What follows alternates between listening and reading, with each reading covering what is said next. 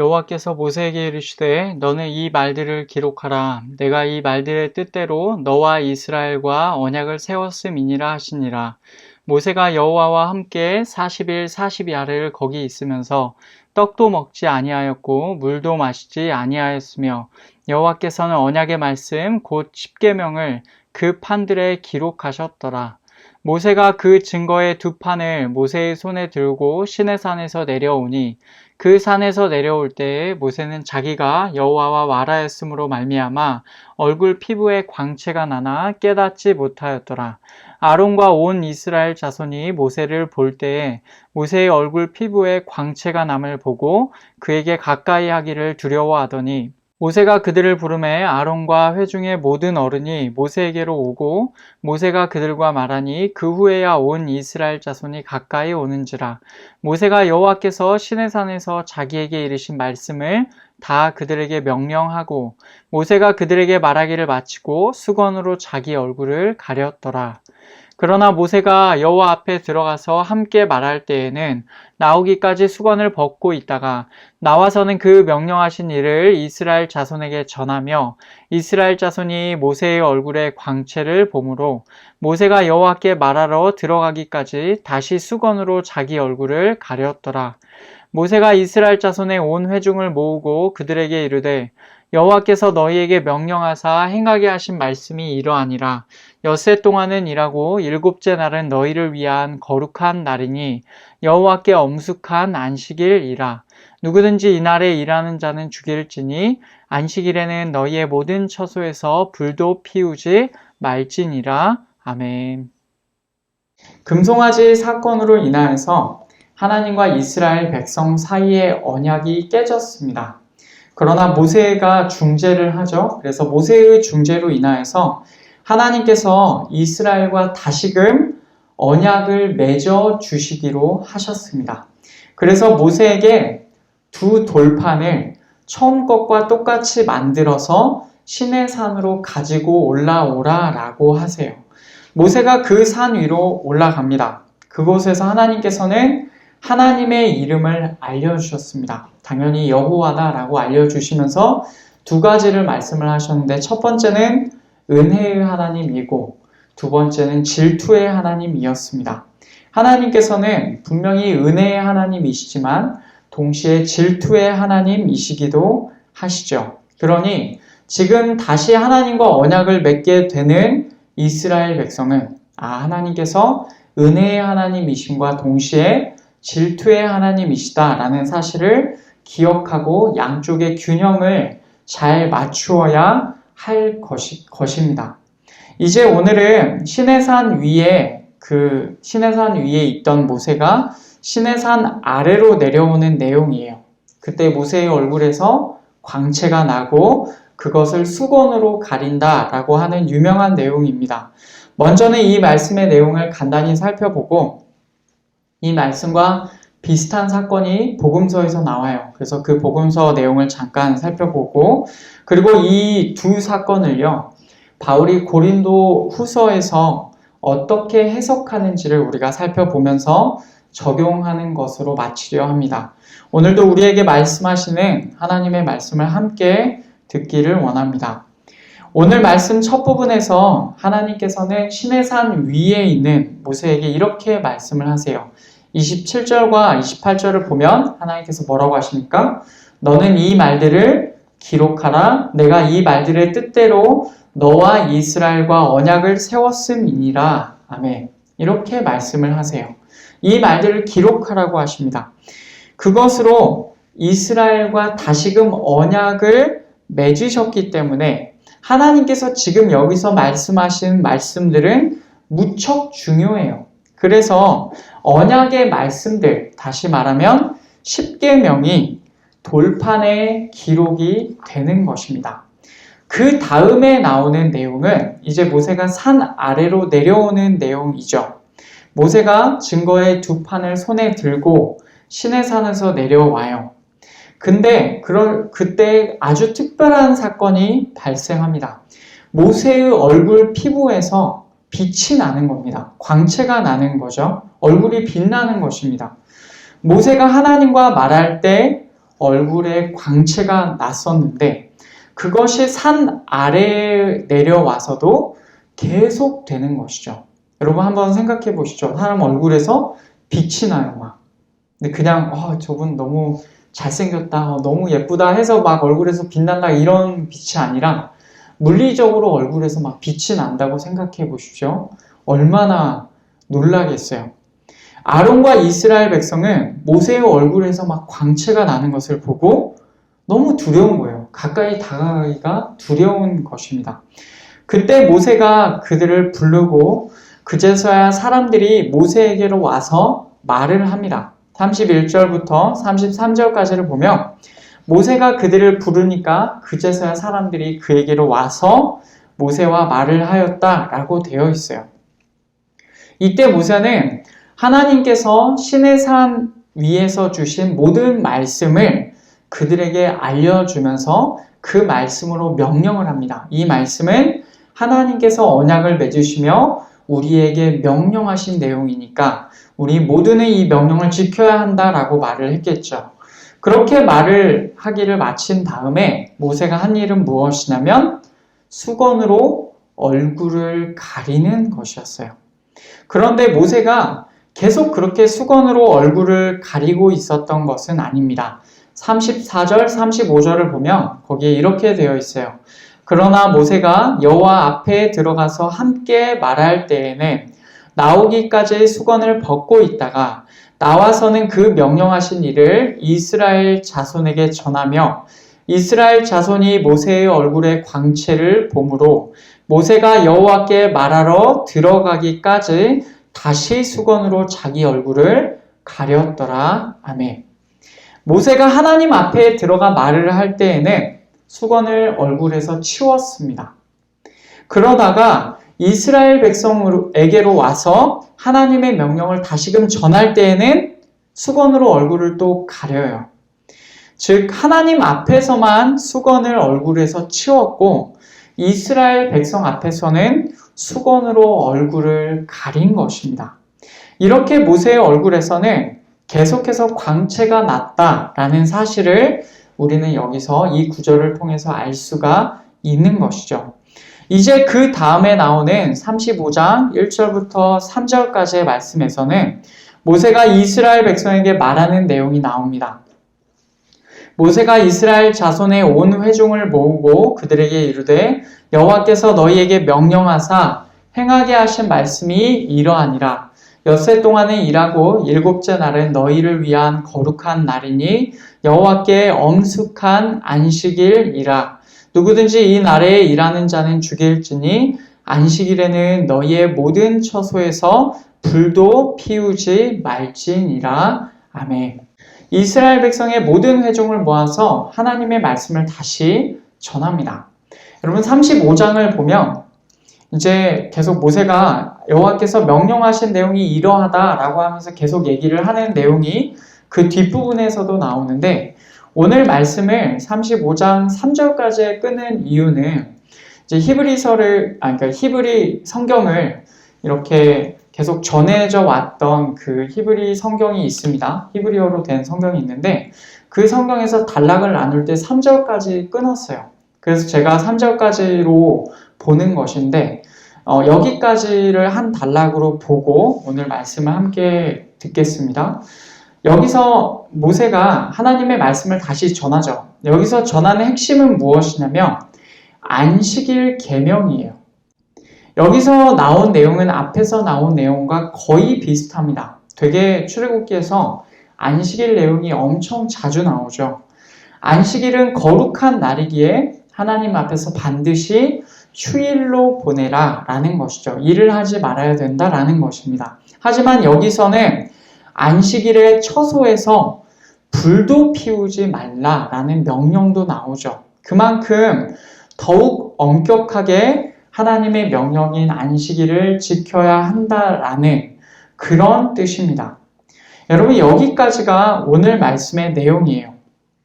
십계명이 다시 돌판 위에 기록된 것, 그리고 모세가 산에서 내려오자 얼굴에서 광채가 난 것, 그리고 그때 그 광채가 날 때 수건으로 얼굴을 덮었다는 내용도 나오고 안식일을 지켜야 한다라는 내용도 나오죠. 여기까지가 오늘 말씀의 내용인데 여러분 이 내용 중에서 가장 핵심에 있다고 생각되는 사건이 여러분 무엇이라고 생각하십니까? 모세의 얼굴에서 광채가 난 사건이 오늘 전체의 내용에서 가장 중요한 것이다 라고 우리가 그렇게 볼 수 있겠죠. 왜냐하면 앞에서 한 번도 나오지 않은 내용일 뿐더러 이 내용을 가장 길게 할애하고 있기 때문에 오늘 말씀의 범위에서 가장 중심에 있는 내용은 모세의 얼굴에서 광채가 났다라는 사건일 것입니다. 여러분 모세의 얼굴에서 왜 광채가 났습니까? 오늘 말씀 29절 그 구절을 보면 거기에 뭐라고 되어 있냐면 자기가 여호와와 말하였으므로 말미암아 얼굴 피부에 광채가 났다라고 그렇게 되어 있습니다. 모세가 하나님과 말씀을 나누었기 때문에 말을 하였기 때문에 얼굴에서 광채가 났다는 거예요. 여러분 이 말을 어떻게 이해해야 되겠습니까? 하나님의 영광을 가까이에서 경험한 그 사건으로 인하여서 얼굴에 광채가 났다라고 우리가 그렇게 생각해 볼 수 있겠죠. 즉 이 사건은 모세가 경험한 하나님의 영광을 모세에게서 드러나게 되는 그런 사건인 것입니다. 모세가 경험한 하나님의 영광이 모세를 통하여서 반영이 되는 그런 사건인 것입니다. 정말로 하나님의 영광을 경험했다라는 것이 모세의 얼굴을 통해서 저절로 드러나게 되는 것이죠. 얼굴에서 광채가 나는 사건, 여러분 혹시 성경에서 비슷한 사건을 보신 적이 있습니까? 신약에서 비슷한 사건이 있어요. 변화산이라고 불리는 높은 산 위에서 예수님께서 세 제자들을 데리고 올라가셨죠. 그때 그곳에서 예수님의 얼굴에서 광채가 난 사건이 있었습니다. 마태복음 17장 2절을 보면 그들 앞에서 변형되사 그 얼굴이 해같이 빛나며 옷이 빛과 같이 희어졌더라. 아멘. 예수님의 얼굴이 해같이 빛난다라고 되어 있고 예수님의 옷도 빛과 같이 희어졌다라고 그렇게 말을 합니다. 또한 이 일이 있었을 때 예수님과 함께 있던 제자들이 어떻게 반응을 하였습니까? 무척 두려워하였어요. 오늘 이 말씀에서는 지금 마태복음 17장에 나오는데 이 내용은 공관복음 곳곳에 기록이 되어 있어요. 마가복음 9장에 보면 거기에 베드로가 이렇게 말하는 장면이 있습니다. 같은 상황을 묘사하고 있습니다. 베드로가 예수께 고하되 라삐여 우리가 여기 있는 것이 좋사오니 우리가 초막 셋을 짓되 하나는 주를 위하여 하나는 모세를 위하여 하나는 엘리야를 위하여 하사이다 하니 이는 그들이 몹시 무서워하므로 그가 무슨 말을 할지 알지 못함이더라. 아멘. 예수님께서 변화되시는 장면을 세 명의 제자들이 보았습니다. 그런데 이들이 몹시 무서웠어요. 몹시 두려워했습니다. 심지어는 그들이 지금 무슨 말을 하는지 도무지 모를 정도로 횡설수설하면서 두려워했던 것입니다. 여러분 이 사건이 오늘 말씀에 나오는 사건과 아주 비슷한 것이죠. 한번 비교해 보시죠. 모세의 얼굴에 광채가 났고 이스라엘 백성이 두려워하였습니다. 신약에서는 예수님의 얼굴이 해처럼 빛났고 함께 있던 세 제자들이 무척 두려워하였습니다. 여러분 굉장히 비슷한 사건으로 보이죠? 모세와 예수님의 얼굴에서 빛이 난 사건은 상당히 비슷한 사건처럼 보입니다. 우리는 예수님께서 하나님과 얼마나 가까우신지를 우리가 알고 있죠. 그렇게 생각하며 지금 이 비슷한 사건을 경험한 모세가 하나님과 지금 얼마나 가까이에서 대화를 나누었고 얼마나 가까이에서 하나님의 영광을 경험하였는지를 우리는 유추해 볼 수가 있습니다. 그런데 이 두 사건은 비슷하지만 아주 다르기도 합니다. 이 두 사건의 차이점이 있어요. 그것은 무엇이냐면 수건의 유무입니다. 모세는 빛나는 얼굴을 감추려고 이스라엘 백성 앞에서 수건을 사용하였어요. 수건으로 자기 얼굴을 가렸습니다. 그리고 하나님 앞에 나아갈 때에만 수건을 벗고 다시 이스라엘 백성 앞에 나오면 수건으로 자신의 얼굴을 감추지요. 모세가 왜 수건으로 자기의 얼굴을 가렸을까요? 우리가 일단 생각해 볼 때는 백성이 두려워하기 때문에 가린 것이다 라고 우리가 보통 그렇게 생각합니다. 그런데 출애굽기 말씀에서 정확하게 그 이유가 무엇인지는 나오지가 않아요. 모세가 어떤 의도를 가지고 수건을 가지고 자기 얼굴을 가렸는지 출애굽기에서 그 이유가 나오지는 않습니다.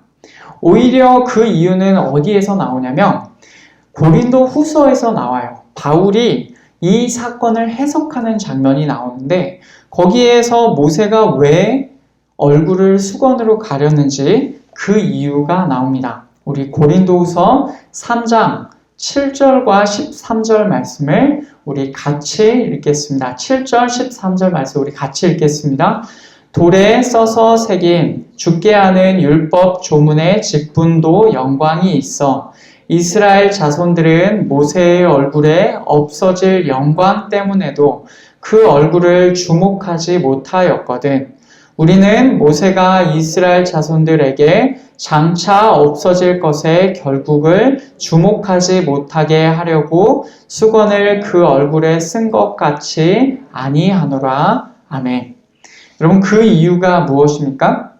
바울이 밝히고 있어요. 모세가 그 얼굴을 수건으로 가린 이유는 장차 없어질 것의 결국을 주목하지 못하게 하려고 얼굴을 수건으로 가린 것입니다. 여러분 장차 없어질 것이 무엇이에요? 돌에 써서 새긴 것이며 죽게 하는 율법 조문의 직분입니다. 말이 좀 어렵죠? 돌에 써서 새긴 것이고 죽게 하는 율법 조문의 직분입니다. 즉 하나님께서 모세에게 주신 말씀들, 즉 계명드린 거예요. 그런데 거기에도 하나님의 영광이 있습니다. 거기에도 하나님의 영광이 있어서 그 영광을 직접 경험한 모세의 얼굴에서 광채가 났죠. 여러분 시내산에서 모세가 두 번째 돌판을 받고 하나님과 거기서 대화를 하고 하나님과 말씀을 나누고 내려오니까 얼굴에서 광채가 난 거예요. 장차 없어질 것, 그 율법의 조문에도 하나님의 영광이 들어 있는 것입니다. 그래서 모세의 얼굴에 광채가 난 거예요. 이것을 본 이스라엘 백성은 얼마나 신기하며 놀라웠겠습니까? 그리고 얼마나 두려웠겠어요. 그런데 모세는요, 경계를 했습니다. 바로 이 시점에서 이 사람들이 지금 장차 없어질 것, 죽게 하는, 사람으로 죽음에 이르게 하는 율법 조문의 직분에 주목하는 것을 모세는 경계했다는 거예요. 이 영광은, 그 율법 조문에 담긴 영광은 결국 없어지게 될 것입니다. 그러니까 결국에 없어질 그것에 주목하려는 것을 피하려고 모세가 그 빛나는 것을 수건으로 가렸던 것이죠. 율법 조문은 물론 영광이 있지만 결국에는 없어질 것입니다. 이스라엘 백성의 입장에서는 이 신비한 광경이 너무 놀라워서 마치 자기 눈으로 바라보고 있는 그것, 하나님의 율법의 조문이 전부인 양 생각해 버릴 여지가 있는 것이에요. 그래서 모세는 얘들아 너희가 진짜 주목해야 할 것은 이것이 아니야 라고 하면서 자신의 얼굴을 수건으로 덮어버리는 것이죠. 거기에 주목하지 못하게 하기 위해서 그렇습니다. 그러니까 다시 말하면 모세의 얼굴에서 나타나는 광채는 하나님의 율법, 그 없어질 율법의 영광을 상징하는 것이에요.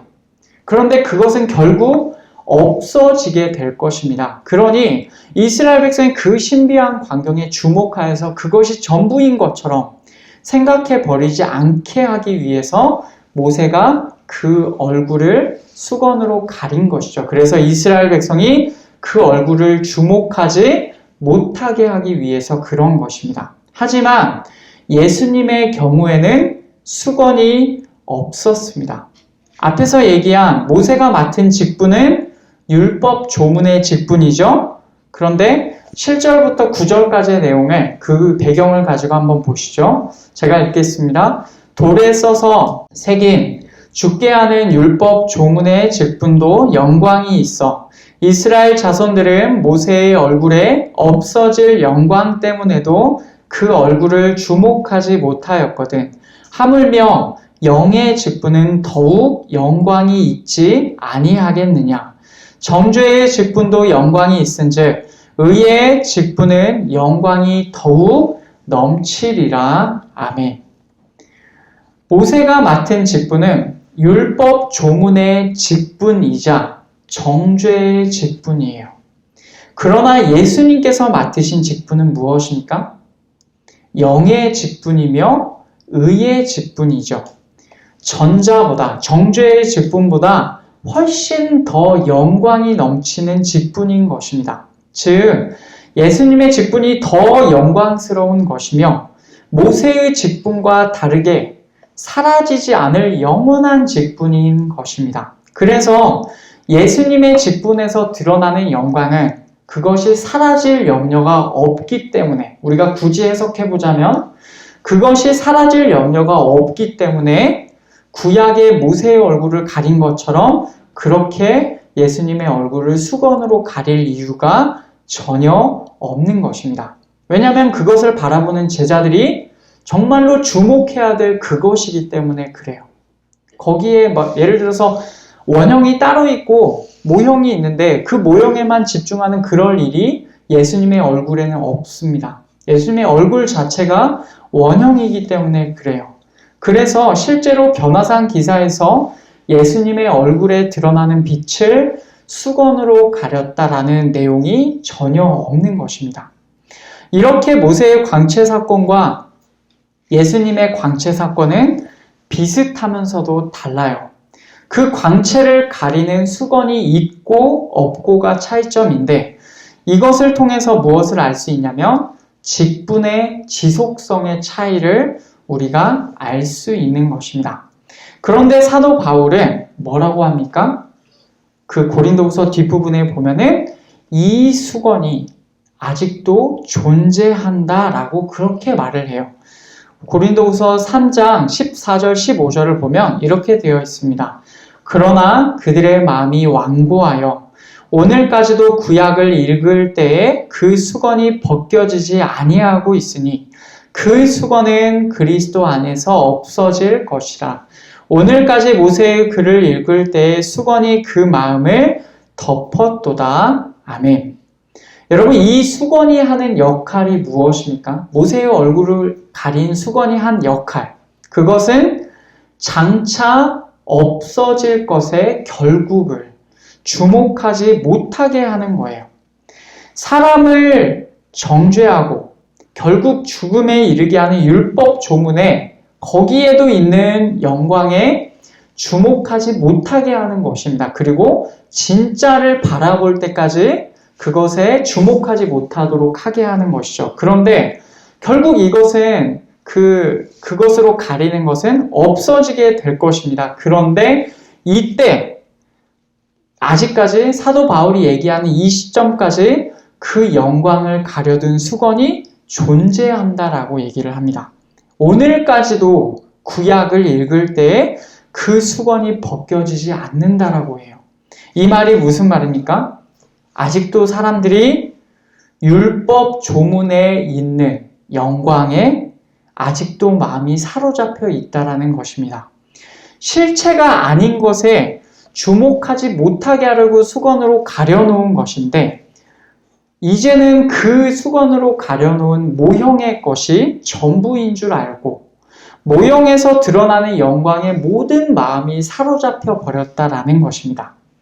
그 수건은 그리스도 안에서 없어지는 것이 마땅해요. 왜냐하면 그 영광의 실체가 그리스도를 통해서 드러났기 때문에 그렇습니다. 그런데 그리스도를 바라보지 못하는 자들은 여전히 그 수건이 그 마음에 덮인 채로 살아가는 거예요. 결국 사도 바울이 말하는 것이 무엇입니까? 구약의 율법에 아직도 그 수건의 마음이 덮인 채로 예수 그리스도를 바라보지 못하고 있다는 것입니다. 그래서 사도 바울은 그 다음에 나오는 구절에서 이렇게 설명합니다. 16절, 17절 우리 같이 읽겠습니다. 그러나 언제든지 주께로 돌아가면 그 수건이 벗겨지리라. 주는 영이시니 주의 영이 계신 곳에는 자유가 있느니라. 아멘. 우리 주 예수 그리스도께로 돌아가면 그 수건이 벗겨진다라고 말합니다. 더 이상 우리는 그 수건의 마음을 빼앗길 그런 이유가 없는 것이에요. 왜냐하면 그 수건은 영원하지 않은 것, 장차 없어질 것을 그 영광에 주목하지 못하려고 덮어둔 수건이기 때문에 그렇습니다. 진짜가 나오면 옛날 것은 더 이상 의미가 없는 거예요. 그 수건을 바라보고 있는 한 우리는 어떻게 되겠습니까? 정죄하여 죽음에 이르는 율법에 계속해서 사로잡혀 있을 것입니다. 그런데 사도 바울이 선포하죠. 주는 영이시다. 주는 그런 사라질 것이 아니시다라고 하는 거예요.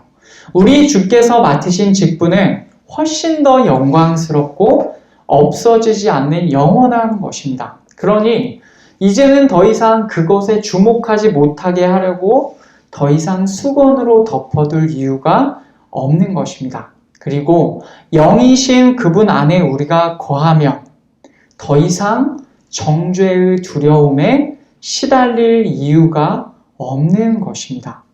결국 수건의 유무에 따라서 모세의 광채 사건과 예수님의 광채 사건이 표면적으로 구별이 되는 것이죠.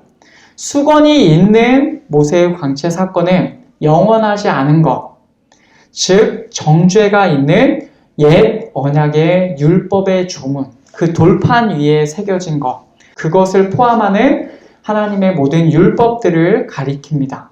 수건이 없는 예수님의 광채 사건은 무엇을 가리킵니까? 영원한 것, 다시 말하면 정죄가 없는 새 언약의 복음을 가리킵니다. 물론 옛 언약의 율법에도 하나님의 영광이 드러나요. 그런데 우리가 주목할 것은 그것이 아닌 것입니다. 그래서 모세의 얼굴의 광채를 수건으로 가렸던 것이에요. 주목하지 못하게 하려고. 이것이 전부가 아니다. 진짜가 있고 이것은 모형이다 라는 것이죠. 그런데 이제 예수님의 얼굴에 그 광채에 드러나는 하나님의 영광은요, 가릴 것이 없습니다.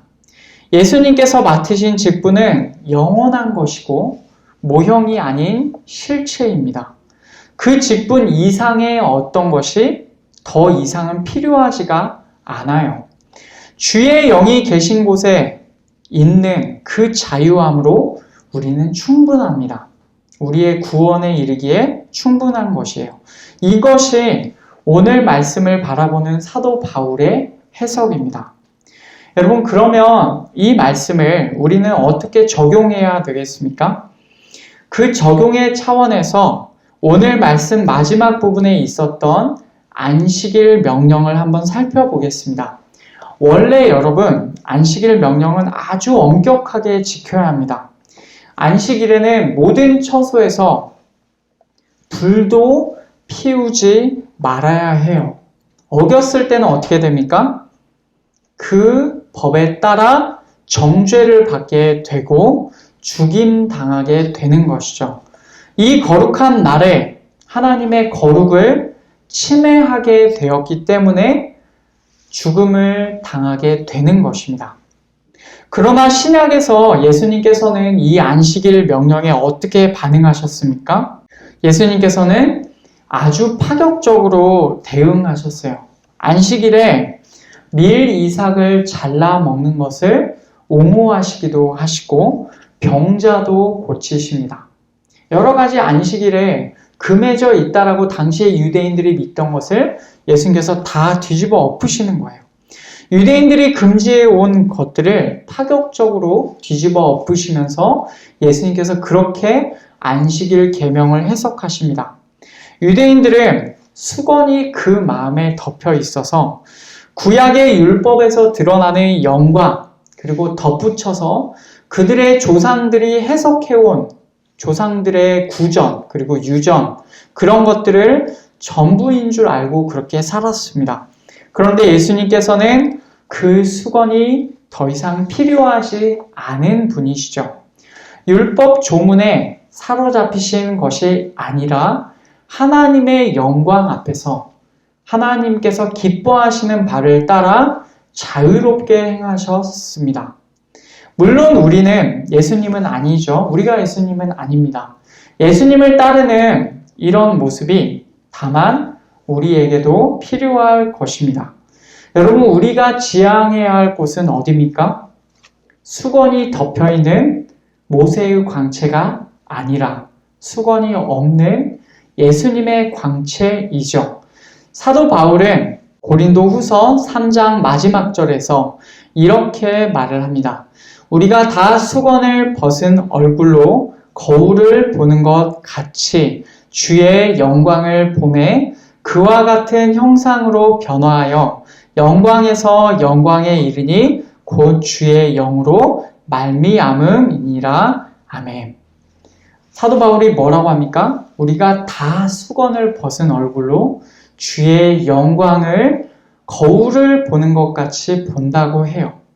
그래서 결국에는 우리가 그와 같은 형상으로 변화하여 우리도 광채가 날 것이며 우리도 변화하여 영광에 이르게 될 것이다 라고 그렇게 말을 합니다. 이 말은 이 영광스러운 영의 직분이 우리에게도 이미 주어져 있다라는 말입니다. 우리는 더 이상 수건으로 우리 마음이 덮여 있어서 그 구약의 율법에 정죄를 당하는 자들이 아니다라는 말이기도 함과 동시에 영광스러운 직분 안에 우리가 들어있다라는 겁니다. 그러니 이제는 율법 직분의 정죄에서 벗어나야 할 것입니다. 그리스도께서 우리에게 자유를 주시기 원하십니다. 그분께서 이미 해결하신 율법의 정죄에 사로잡혀 있지 마시기를 바랍니다. 우리가 죄를 지었을 때 우리가 그리스도께로 나아가서 우리의 죄를 자복하면 우리의 모든 죄가 용서받는다고 하나님께서 약속해 주셨습니다. 그러니 우리가 죄를 지었을 때 우리가 여전히 해결되지 않다고 느끼는 죄의 문제에서 그리스도께 끊임없이 나아가서 더 이상 정죄에서 시달리지 마시기를 바랍니다. 대신 영의 직분에 머물면서 수건을 벗은 채로 우리가 하나님의 영광을 바라보아야 할 것입니다. 여러분, 이 말은 무슨 말이냐면 성령 안에서 하나님을 바라보라, 하나님과 교제하라 라는 말이에요. 하나님과 교제하는 것이 매우 중요합니다. 그리스도께서 우리에게 율법의 정죄를 없애주신 이유가 이것입니다. 자유함 안에서 이제는 거룩하신 하나님의 영광을 바라보며 그분과 교제하게 하시려고 그렇게 우리에게 정죄를 없애주신 것이에요. 특별히 주께서 허락하신 이 안식일, 우리는 주일로 지키는 이 안식일에 주께서 주신 자유함 안에서 하나님과 깊은 교제가 있기를 원합니다. 여러분, 이 날은요, 그냥 정해진 날이 아니라 구약에서부터 창조 때부터 하나님께서 계획하신 하나님을 기억하라고 일주일의 하루를 특별하게 구별하여 일상으로부터의 쉼을 허락하시고 명령하신 날입니다. 우리에게 이 좋은 쉼의 시간을 허락해 주셨는데 여러분, 이 날에 무엇을 하시겠습니까? 마음껏 하나님께 감사하시며 쉼을 누리시며 그분 안에서 그분과의 교제가 회복되는 하루가 되시기를 바랍니다. 그렇게 매주일 그렇게 하나님과의 관계가 회복되며 혹은 한 주간의 우리의 삶 가운데서 우리의 마음 가운데 때때로 수건이 덮여올 때 다시금 주의를 통해서 우리가 하나님의 영광을 보는 영의 직분 안에 있는 자임을 기억하고 하나님과의 그 교제가 다시금 회복되며 그 자유함 안에 거하는 우리 모두가 되기를 간절히 바랍니다. 말씀을 맺겠습니다. 오늘 말씀은 세 단어로 요약할 수가 있겠습니다. 광채와 수건과 안식일입니다. 하나님의 말씀을 받은 모세의 얼굴에서 광채가 났고 모세는 그것을 자신의 얼굴을 수건으로 가렸어요. 이것이 의미하는 바는 율법 조문이 장차 없어질 것이며 그것에 주목하지 말라는 것입니다. 모세의 얼굴에서 빛이 난 것처럼 변화산에 계신 예수님의 얼굴에서 빛이 났어요. 그런데 예수님의 얼굴에는 수건으로 가리는 일이 없었죠. 이것은 예수님의 직분이 영원하시다라는 것을 드러냅니다. 예수님 안에서 우리는 수건을 벗은 얼굴로 예수님처럼 하나님의 영광을 볼 수가 있습니다. 이제 우리는 율법의 정죄에서 벗어났고 영의 직분에 머물게 되었습니다. 더 이상 사랑하는 여러분, 정죄에 갇혀 계시지 마시기를 바랍니다. 그리고 성령 안에서 하나님과 교제해야 될 것이죠. 특별히 그 교제를 위해서 우리에게 허락하신 이 안식일, 이 주일을 하나님 안에서 하나님과 깊이 교제하며 하나님과 교제를 회복하며 의미 있게 쉼을 누리며 보내는 우리가 되기를 바랍니다. 아울러서 이번 한 주도 하나님과 교제하며 하나님의 영광을 보며 한 주를 살게 되기를 간절히 축복합니다.